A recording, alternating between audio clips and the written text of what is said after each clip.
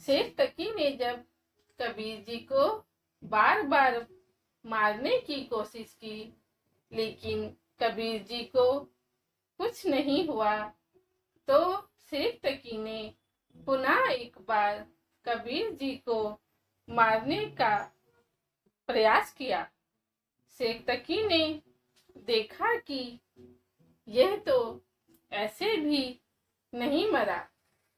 मुसलमानों को पुनः इकट्ठा किया और कहा कि अब की बार इस कबीर को कुएं में डालकर ऊपर से मिट्टी, ईंटें और रोड़े डाल देंगे, तब देखेंगे यह कैसे बचेगा। भोली जनता तो जैसे पीर जी कहे वैसे ही करने को तैयार थी। शेख तकी ने सिकंदर लोदी से कहा कि हम इसकी एक परीक्षा और लेंगे। सिकंदर ने पूछा कि क्या परीक्षा लोगे?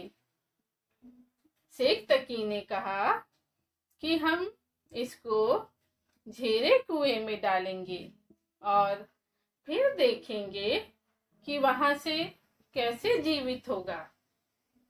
अब इतनी लीला देखकर भी राजा का अपने मालिक पर विश्वास नहीं बना, नहीं तो वो शेख तकी से कह देता कि जा, तूने जो करना है कर ले, मैं अपने भगवान को दुखी नहीं करूंगा।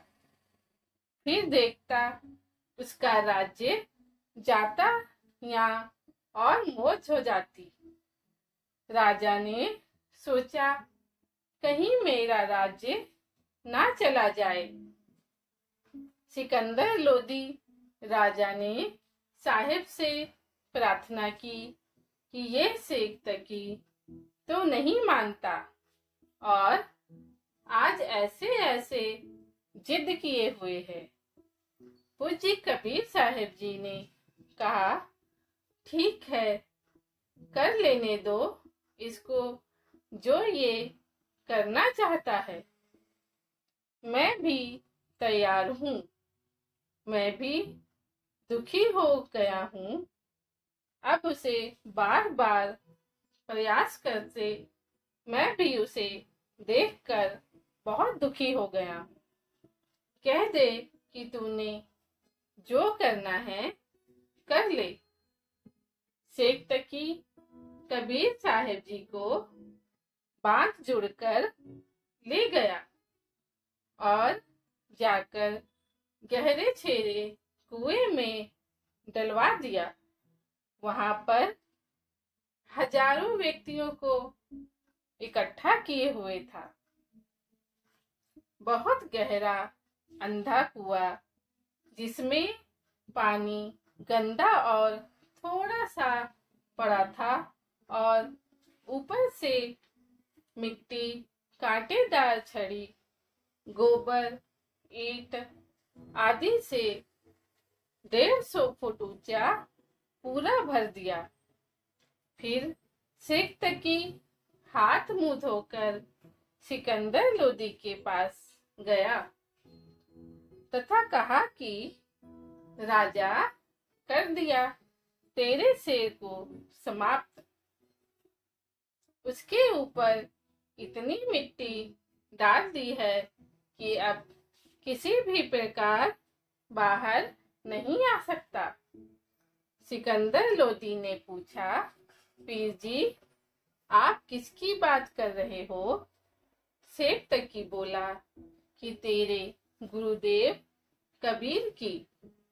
उसको आज हमने समाप्त कर दिया है। सिकंदर ने कहा कि पीर जी, पूज्य कबीर साहिब जी तो अंदर कमरे में बैठे हैं, वो तो कहीं पर गए ही नहीं। शेख तकी ने अंदर जाकर देखा तो पूज्य कबीर साहिब अंदर कमरे में आसन पर आराम से बैठे थे।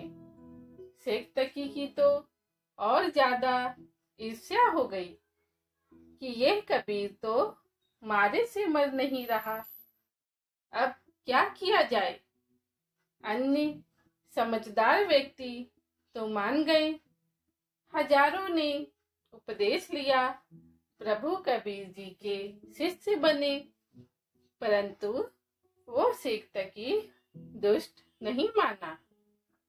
साह तकी नहीं लखी निरंजन चाल रे, इस पर्चे ते आगे मांगे जवाल रे। शेख तकी कबीर जी की महिमा को नहीं समझ पाया। उसको चाहिए था कबीर जी के चरणों में गिरकर क्षमा याचना करना तथा अपना आत्म कल्याण करवाना, परंतु मान बढ़ाई वश होकर साहिब का दुश्मन बन गया। शेख तकी ने और भी बहुत से जुर्म किए। कबीर साहिब काशी लौट गए।